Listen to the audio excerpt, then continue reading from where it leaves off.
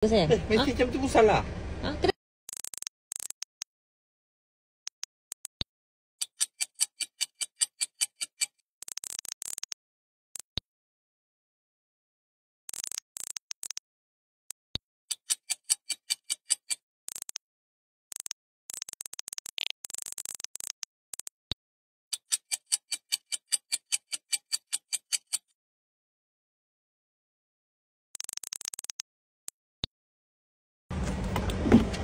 Door Sayang. should be fully closed. I nak tanya something kat you.